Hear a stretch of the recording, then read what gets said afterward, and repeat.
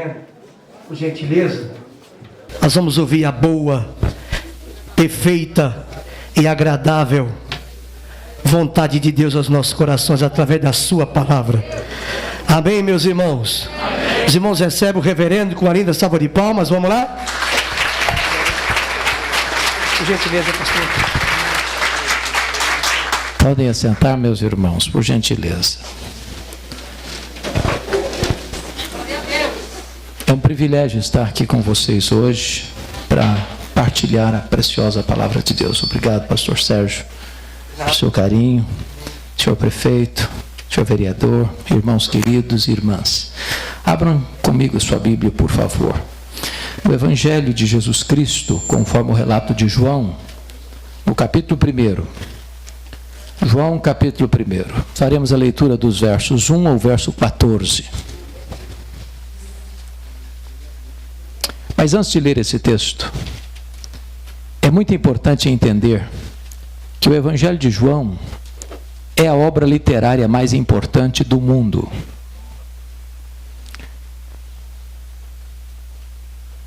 Este livro é único na história do que tange a publicação. É o livro mais vertido para outros idiomas de toda a literatura mundial. Esse livro já foi vertido e publicado de tal forma que já tem mais de 4 bilhões de exemplares distribuídos no mundo. Nada é parecido com isso. O Evangelho de João foi escrito no final do 1º século, quando os outros evangelhos já circulavam na igreja cristã há mais de 20 anos. O Evangelho de João foi escrito quando os demais apóstolos, todos já estavam mortos, e mortos pelo viés do martírio.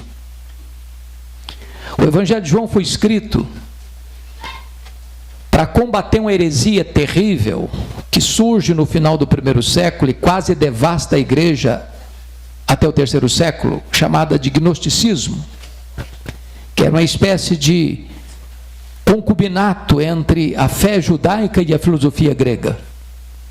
Acho que vocês sabem que os gregos acreditavam na imortalidade da alma, mas os gregos não acreditavam na ressurreição do corpo, por causa do chamado dualismo grego. Para eles, a matéria era essencialmente má e o espírito era essencialmente bom.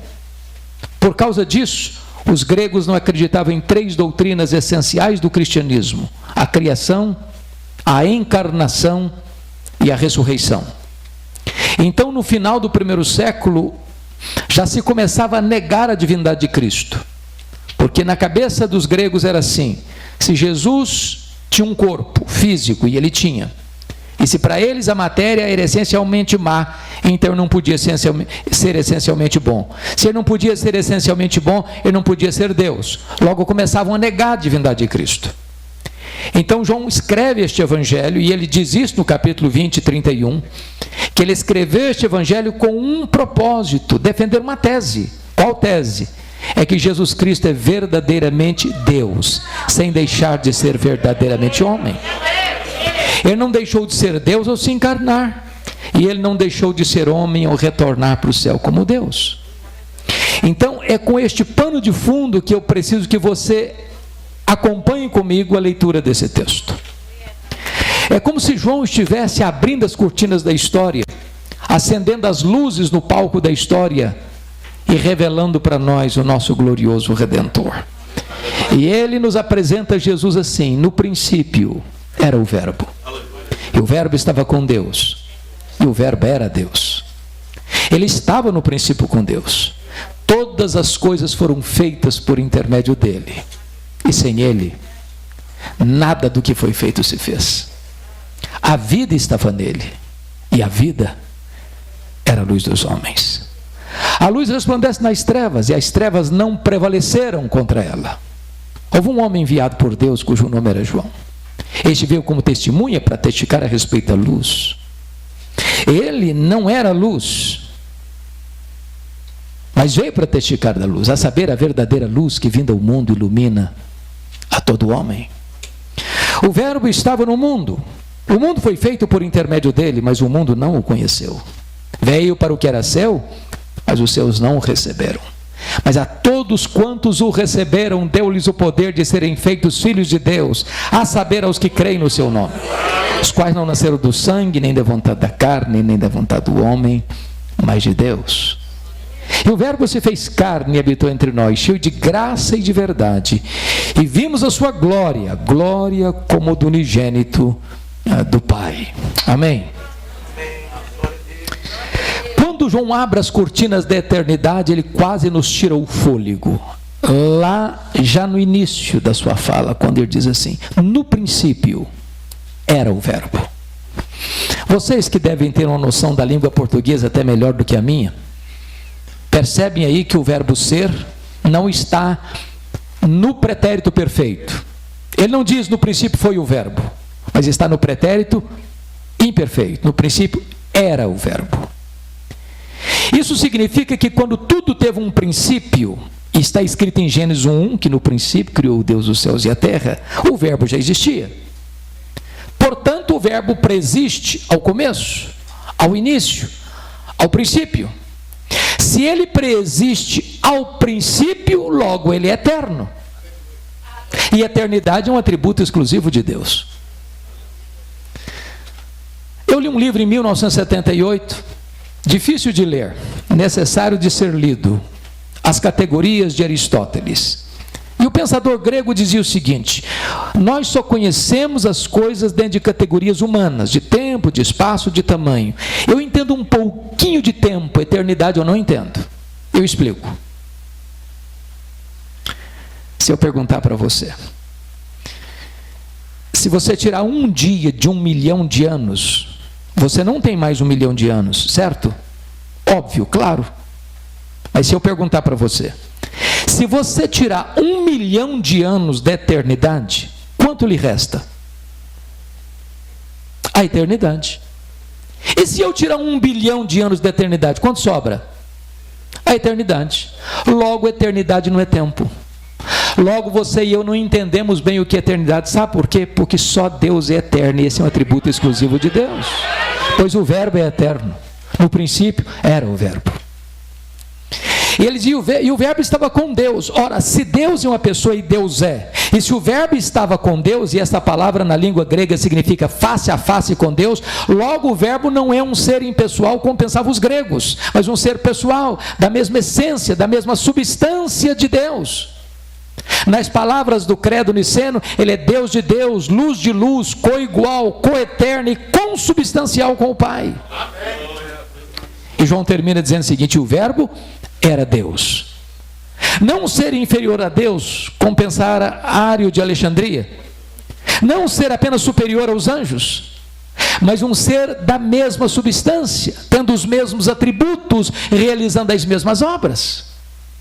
Isso me leva a pensar o que disse o pensador cristão C.S. Lewis, quando ele diz o seguinte: com respeito a Jesus, você só tem 3 opções. Ou ele é um mentiroso, ou ele é um louco, ou ele é Deus. Se ele não é quem ele disse ser, ele é um mentiroso. Se ele não é quem ele pensou ser, ele é um louco. Mas se ele é quem ele disse ser, então ele é Deus. Pois foi ele quem disse: quem me vê a mim, vê o Pai. Eu e o Pai somos um. Só nos resta curvarmos-nos aos seus pés, como Tomé, e dizer: Senhor meu e Deus meu. Então João já começa dizendo que o verbo é eterno, que o verbo é pessoal e que o verbo é divino. E ele diz no verso 2: o verbo estava com Deus. No princípio ele estava com Deus. Mas que princípio? No princípio criou Deus os céus e a terra. Quando os céus e a terra foram criados, o verbo estava lá. Mas não estava lá passivamente, ele estava lá ativamente, porque o verso 3 diz: todas as coisas foram feitas por intermédio dele, e sem ele nada do que foi feito se fez. Isso nos leva a 4 conclusões preliminares. Primeiro, a matéria não é eterna como pensavam os gregos. A matéria foi criada, e criada pelo nosso glorioso Redentor. Este mundo é constituído de matéria e energia. Matéria e energia não criam em si mesmas. Logo, alguém fora da matéria, independente da matéria, criou a matéria e estabeleceu leis para governar este mundo. E este é o nosso glorioso Redentor. Segundo, Este mundo não surgiu espontaneamente. Desculpem da expressão. Este mundo não pariu a si mesmo. Este mundo foi criado. Este mundo não veio à existência por iniciativa própria. O próprio Redentor, o nosso glorioso Redentor, é quem trouxe à existência esse mundo. Do nada ele tudo criou. Sem matéria pré-existente, ele criou todas as coisas. Ele chamou à existência as coisas que não existiam. E este é o nosso glorioso Redentor. Terceiro, este mundo não é resultado de uma mega explosão cósmica. A teoria do Big Bang não está ancorado na verdade. Sabem por quê? O caos não produz o cosmos. A desordem não produz a ordem. Seria mais fácil eu acreditar que se eu jogasse para o espaço 1 bilhão de letras, elas caíssem como uma grande enciclopédia, do que eu acreditar que uma mega explosão produziu esse universo tão vasto, tão insondável, com leis tão precisas, com movimentos tão harmônicos. Seria mais fácil eu acreditar que um rato correndo atabalhoadamente no teclado de um piano tocasse Serenata ao Luar. Irmãos, pensem comigo. Nós vivemos no planeta Terra. É claro que não foi uma explosão que nos deixou aqui. Porque se nós estivéssemos mais perto do Sol, nós morreríamos queimados. Se nós estivéssemos mais longe do Sol, nós morreríamos congelados. Não foi uma explosão que nos deixou aqui, foram as mãos do nosso glorioso Redentor. Pensem comigo no nosso satélite, a Lua. Vocês sabem que a Lua é a faxineira do planeta Terra. Não houver a Lua, não haveria vida no planeta. Não houver as marés dos oceanos provocadas pelas fases da Lua, e as nossas praias se encheriam de lixo e a vida seria impossível no nosso planeta. Não foi um acaso que deixou a Lua na sua órbita, foram as mãos do nosso glorioso Redentor. Todas as coisas foram feitas por intermédio dele, e sem ele nada do que foi feito se fez. Quarto lugar, quarta conclusão preliminar: este mundo não é resultado de uma evolução de milhões e milhões de anos. Vocês bem sabem que em 1859, exatamente há 161 anos, Charles Darwin publicava o seu livro A Origem das Espécies, em Londres, na Inglaterra. No dia da publicação, esgota-se a primeira edição. Esse livro tem mais de 800 verbos no futuro do subjuntivo. Suponhamos, suponhamos, suponhamos, suponhamos. Mas de lá para cá, a chamada teoria da evolução tem sido ensinada em escolas desde a fase mais inicial até um pós-doutorado, como se fosse uma verdade científica. Falta-lhe, entretanto, a evidência das provas. Que o mundo foi criado, a ciência prova. O que nós cremos pela fé é que este mundo que foi criado pelo nosso glorioso Redentor. É muito importante nós sabermos quão grande é o nosso glorioso Redentor. Quando eu vou para Isaías 40, ele está falando do Messias, no Isaías 40. Ele diz que este é aquele que mediu as águas na concha da sua mão. Pense comigo no Pacífico, no Atlântico, no Índico, no Mediterrâneo, nos mares, nos rios. Pois ele mediu as águas na concha da sua mão. Vá aqui no Atlântico um dia com um baldinho, tente esvaziá-lo. Veja quanto tempo você vai levar. Ele é aquele que pesa o pó das montanhas em balança de precisão, como se estivesse medindo partículas de ouro. Este é aquele que mede os céus a palmos. Este é aquele que espalha as estrelas no firmamento, e quando as chama pelo nome, nenhuma delas vem a faltar, pois este é o seu glorioso Redentor. Agora pergunte a um astrônomo, por mais robusto que seja o seu conhecimento, por mais peregrina que seja a sua inteligência, qual é o tamanho do universo que ele mediu a palmos? Pergunte. Sabe qual é a resposta dele? Se ele for honesto: eu não sei. Mas quando ele diz eu não sei, ele não está confessando uma ignorância absoluta, não. Ele está dizendo que nenhum homem é capaz de afirmar categórica e insofismavelmente qual é o exato tamanho do universo. O que os cientistas já sabem e afirmam é que o nosso universo tem mais de 93 bilhões bilhões de anos-luz de diâmetro. O que significa isso? Significa que se você voar à velocidade da luz, 300 mil quilômetros por segundo, nessa velocidade, você demoraria mais de 93 bilhões de anos para ir de uma extremidade à outra do universo. Pois o nosso glorioso Redentor criou tudo isso, é maior do que tudo isso, não é um centímetro desse universo, onde eu não posso dizer, isso aqui é meu, eu criei isso aqui, sou dono disso aqui, e sou Senhor sobre isso aqui, pois este é o seu glorioso Redentor.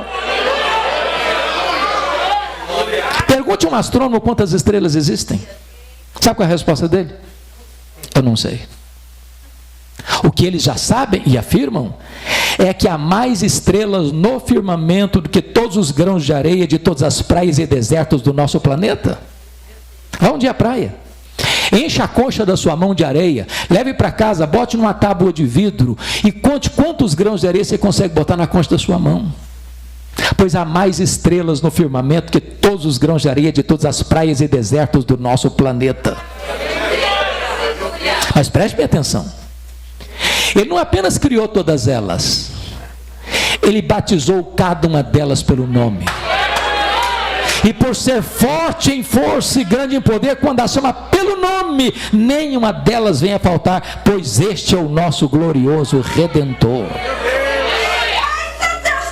Mas agora nós não estamos mais pasmos com o macro-universo. Do século XX para cá, nós estamos espantados com o micro-universo. Com o micro-universo. Eu não vou arrancá-la. Mas se fosse uma folha que cresce, eu diria para você que se eu arrancasse uma folha é tão complexa, senhor prefeito, como a cidade de Guarulhos. Uma folha que você colhe no seu quintal.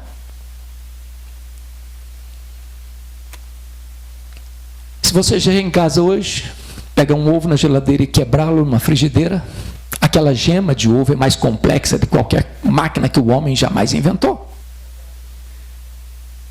O Dr. John Wilson, catedrático de Harvard, um dos maiores oftalmólogos do mundo, diz que você e eu temos mais de 10 milhões de fios duplos encapados em cada um dos nossos olhos. Se não for assim, haveria um curto-circuito e nós ficaríamos cegos. Dr. Marshall Nirenberg, prêmio Nobel de Biologia, fez uma das mais fantásticas descobertas no século passado. Ele descobriu que nós somos um ser programado geneticamente. Ele descobriu que você e eu temos mais de 60 trilhões de células vivas no nosso corpo. Descobriu mais, que em cada uma dessas células nós temos 1,70 m de fita DNA, onde estão gravados e computadorizados todos os nossos dados genéticos, a cor dos nossos olhos, a cor da nossa pele, o nosso temperamento. Se você espichar a fita DNA do seu corpo, você tem 102 trilhões de metros de fita DNA no seu corpo, você tem 102 bilhões de quilômetros de fita DNA no seu corpo, que daria para dar diversas voltas no sistema planetário. O Dr. Lowe vai afirmar mais tarde que códigos de vida não se originam espontaneamente, códigos de vida não se originam de uma explosão cósmica, códigos de vida não se originam de uma evolução de milhões e milhões de anos, códigos de vida foram plantados em você pelo Deus Todo-Poderoso, Criador dos céus e da terra, e este é o nosso glorioso Redentor. Todas as coisas foram feitas por intermédio dele, e sem ele nada do que foi feito se fez. Quando você vai para o verso 4, João quase nos tira o fôlego de novo. Quando ele diz, a vida estava nele e a vida era a luz dos homens. O que significa isso? Significa que tudo que existe, existe porque recebeu vida dele. Ele, Deus, é o único ser autoexistente. Alguém pergunta, mas quem criou Deus? Resposta, ninguém, ele não foi criado, ele é o Criador. Alguém pergunta, mas quando ele passou a existir? Não passou a existir, ele é eterno. Anjos, homens, animais, o universo, enfim, só tem vida porque recebeu vida dele. Então, se você está aqui hoje, você está, saiba disso, você está aqui porque ele deu vida a você. Paulo prega pega na capital intelectual do mundo, a cidade de Atenas, e diz: nele vivemos, nos movemos e existimos. Ele quem nos dá a vida, a respiração e tudo mais. Bom, se Jesus é tudo isso mesmo, e Ele é, então você e eu não podemos ficar neutros em relação a Ele. Hoje você precisa tomar uma decisão em relação a Ele. Valho-me do livro A Ética da Decisão, quando o autor disse o seguinte: você é como um cidadão dentro de uma canoa, rio abaixo, à beira de um abismo. Numa situação semelhante, você só não pode fazer uma coisa: ficar sem tomar uma decisão. Você é escravo da sua liberdade. Você tem que decidir. Você pode pular da canoa e nadar até a margem. Você pode remar e ancorar a canoa num lugar seguro. Ou você pode ficar dentro da canoa pensando que não tem abismo e se arrebentar quando a canoa cair lá embaixo. Só uma coisa você não pode deixar de fazer: é tomar uma decisão. Talvez você veja aqui e diga o seguinte: bom, eu estou aqui, mas eu não quero tomar decisão nenhuma. Bom, você pode dizer: eu estou indeciso.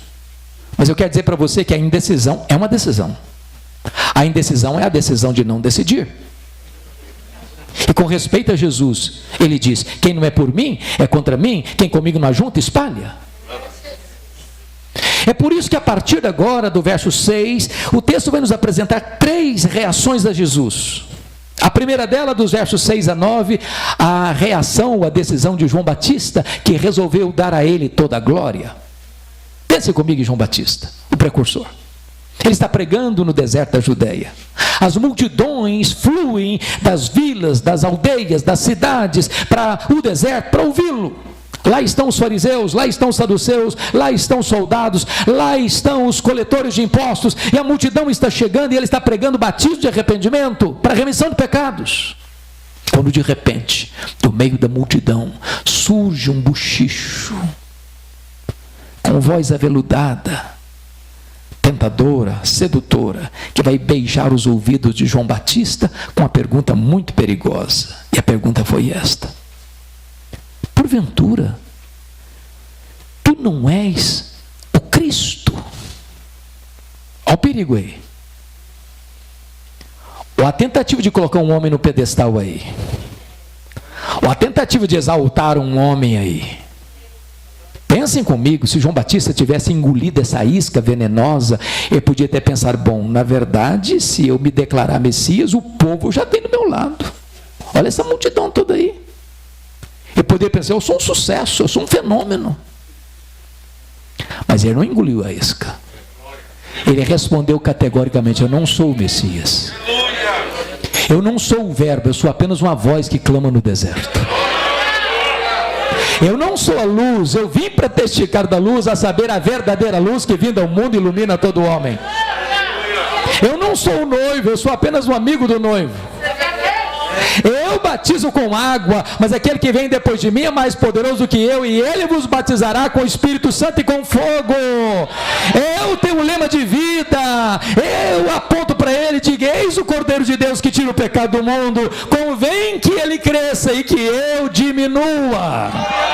Eu não sou nem digno de curvar-me, desatar as correias das suas sandálias. O que João está nos mostrando é o seguinte: toda a glória só pertence a Jesus, e ele não divide a sua glória com ninguém.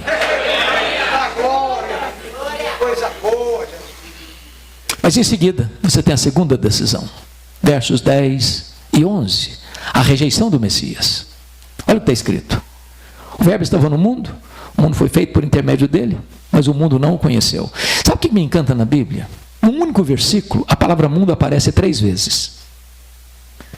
E no grego é a mesma palavra: cosmos, cosmos, cosmos. Mas cada vez tem um significado diferente. O verbo estava no mundo. Que mundo? Mundo geográfico. O mundo foi feito por intermédio dele. Que mundo? Mundo físico, material. O mundo não conheceu. Que mundo? Mundo das pessoas. Por isso ele explica no verso 11: veio para o que era seu, e os seus não receberem. Quem são os seus aí? Os judeus. seu povo. Mas por que os judeus não o receberam? Por falta de luz? Não, por falta de olhos. Por falta de evidências? Não, por falta de fé. Todo o Velho Testamento apontava para Jesus. Desde João 3,15, de Gênesis 3,15, da semente da mulher nascerá aquele que esmagará a cabeça da serpente. Os patriarcas falaram dele, os profetas apontaram para ele, o cordeiro da Páscoa era um símbolo dele, o santuário era um símbolo dele, a arca da aliança era um símbolo dele, o que estava dentro da arca era um símbolo dele, o sábado era um símbolo dele, as festas de Israel eram um símbolo dele, tudo apontava para ele, tudo era sombra, ele é a realidade. Por isso, na plenitude dos tempos, ele veio ao mundo, nasceu de mulher, nasceu sob a lei, para ser o nosso Redentor. Ele se encarnou, mas os seus não o receberam. Eles viram os seus milagres, eles ouviram as suas mensagens, eles notaram que ele tinha o poder de Deus na sua vida, mas eles o rejeitaram. Eu levo caravana todo ano a Israel. E uma das coisas que mais me entristece é que você chega lá e eles estão com a venda nos olhos. Os guias, via de regra, falam de Jesus como se fossem cristãos. Quando você chama a parte, pergunta assim, mas para você, quem é Jesus? Ah, não é o Messias. Veio para o que era céu e os seus não o receberam. Mas deixa eu lhes dar uma notícia triste. Tem muitos pastores e líderes que vão para Israel e voltam pior. Pior. A igreja evangélica brasileira, irmãos, em muitos lugares está se judaizando. E acha que isso é um avanço. Que isso é um upgrade. Isso é voltar para as sombras. Leia Hebreus. Por que Hebreus foi escrito? Hebreus foi escrito para mostrar que uma comunidade de judeus converteu-se a Cristo, e em virtude da perseguição, estava de malas prontas, de volta para o judaísmo. E o autor aos Hebreus escreveu dizendo o seguinte: você voltar para o judaísmo, depois de ter abraçado o cristianismo, é caminho de morte, porque Jesus é melhor do que os profetas, porque Jesus é melhor que os anjos, porque Jesus é melhor que Moisés, porque Jesus é melhor que Arão, porque Jesus é melhor que Josué, porque o sacrifício de Jesus é superior ao sacrifício judaico, porque a nova aliança no sangue de Cristo é superior à velha aliança, porque o sacerdócio de Jesus é superior ao sacerdócio levítico. Jesus é melhor. Não dá para voltar para as sombras. Veio para o que era céu e os seus não o receberam. Cuidado, meu irmão, minha irmã, para você não rejeitar aquele que veio ao mundo, apesar de tantas evidências que você tem que ele é o Filho de Deus. Mas notem comigo a terceira decisão. Versículos 12 e 13. A aceitação do verbo. Aqui no verso 12 está a conjunção adversativa mais importante deste evangelho. Mas, preste atenção no mais. Ao ler a sua Bíblia, muita atenção para mais, porém, entretanto, todavia, entrementes, porque está contrastando o que disse antes com o que vai dizer agora. Em virtude da rejeição de Israel, está escrito: mas a todos quantos o receberam, deu-lhes o poder de serem feitos filhos de Deus. A pergunta é: todos quantos? Todos quem? E a resposta é: todos judeus, todos gentios, todos ricos, todos pobres, todos doutores, todos analfabetos, todos religiosos, todos não religiosos, todos brancos, todos amarelos, todos pardos, todos negros, todos daqui, todos dali, todos dalém. Não importa de onde você vem, não importa para onde você vai, se você receber Jesus, você é feito filho de Deus. Fica evidente, portanto, que nem todos são filhos de Deus. Ser filho de Deus não é coisa natural. Alguém diz assim: ser filho de Deus, claro, eu nasci num país cristão. Ser filho de Deus, claro, eu tenho pais cristãos. Ser filho de Deus, é claro, eu frequento a igreja cristã. Outro diz: ser filho de Deus, claro, eu sou filho do pastor da igreja. A minha mãe até dirige o circo de oração da igreja. Ter um pai pastor deve ser bom, né? Ter uma mãe de oração, com certeza. Mas isso não faz de você filho de Deus. Ser filho de Deus, claro, eu sou um calvinista. Não, eu sou filho de Deus, sou um arminiano. Ser calvinista ou ser arminiano pode ser coisa boa para você, mas isso não faz de você um filho de Deus, não. Você é filho de Deus, claro, sou Assembleia de Deus, desde que eu nasci. É uma bênção ser Assembleia de Deus, mas isso não faz de você filho de Deus, não. Para ser filho de Deus, você tem que nascer de novo. Se alguém não nascer de novo, não pode vir o reino de Deus. Se alguém não nascer da água e do Espírito, não pode entrar no reino de Deus. Ser filho de Deus é a coisa mais revolucionária que pode acontecer na sua vida. É você ser arrancado da potestade de Satanás para Deus. É você ser tirado do império das trevas para o reino da luz. É você sair dali da escravidão para a liberdade, das trevas para a luz, da morte para a vida.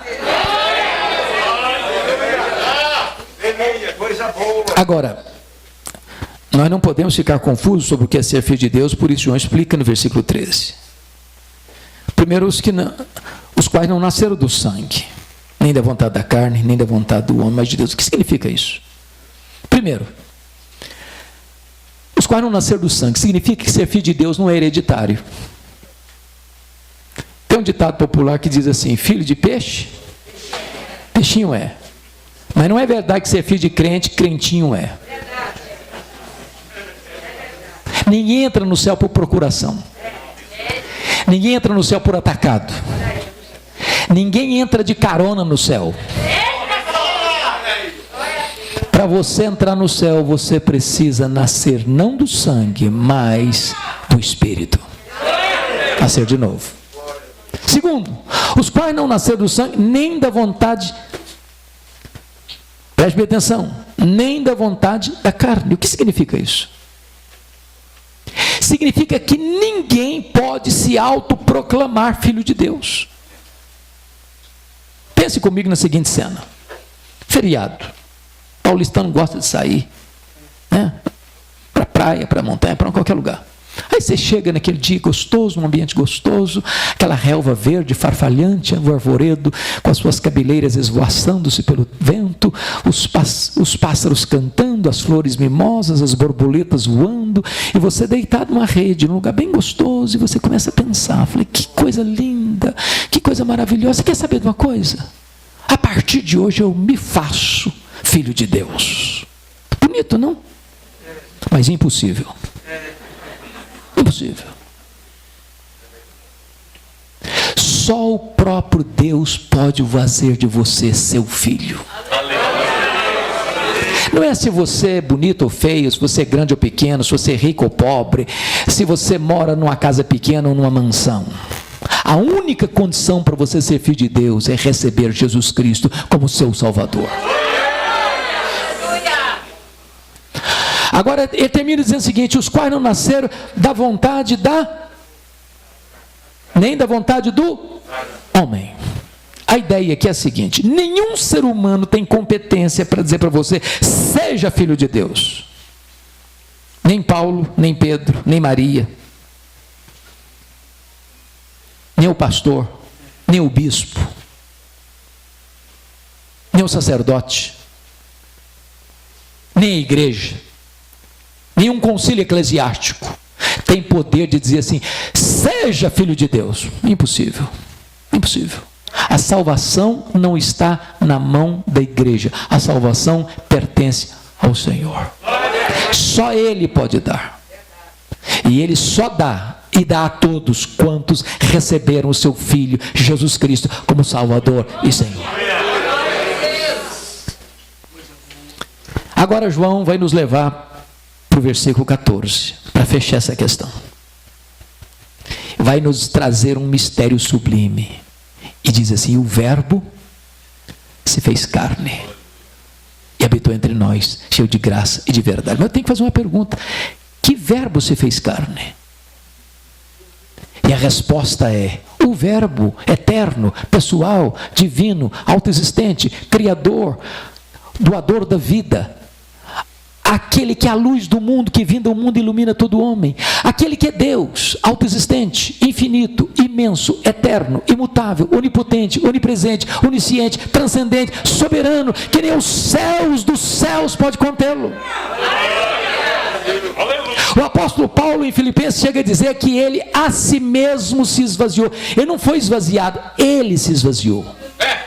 e nem os céus dos céus pode contê-lo. E então, mais do que 93 bilhões de anos-luz, ele é maior que tudo isso, e ele vai se esvaziando, e vai se esvaziando, e vai se esvaziando, e vai se esvaziando, e vai se esvaziando, a ponto de se transformar um zigoto, um embrião, um feto,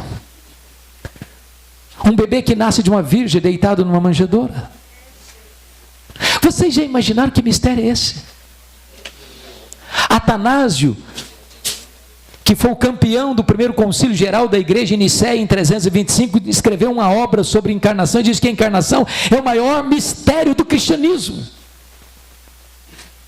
O verbo se fez carne, mas não para habitar longe de nós, não, para habitar entre nós. Ele vestiu pele humana, ele calçou as sandálias da humildade, ele pisou o nosso chão, ele comeu o nosso pão, ele bebeu a nossa água, ele chorou as nossas lágrimas, ele sentiu a nossa dor, ele carregou sobre o seu corpo os nossos pecados, ele morreu na cruz pelos nossos pecados, para nos dar a vida eterna. E ele habitou entre nós, não cheio de justiça e juízo, porque se ele tivesse habitado entre nós cheio de justiça e juízo, nós estaríamos consumidos. O melhor de nós, diz a Bíblia, as nossas justiças não passam de trapo de imundícia aos seus olhos. E o pior de nós, hein? Mas ele se manifestou entre nós cheio de graça, cheio de graça, cheio de graça e de verdade. Ele nos apanhou arruinados, ele nos apanhou sujos, ele nos apanhou depravados, ele nos apanhou contaminados, ele nos apanhou completamente arruinados pelos nossos pecados, e ele nos limpou, e ele nos lavou, e ele nos transformou, e ele nos restaurou, e ele nos fez membros da família de Deus. Louvado seja o seu nome.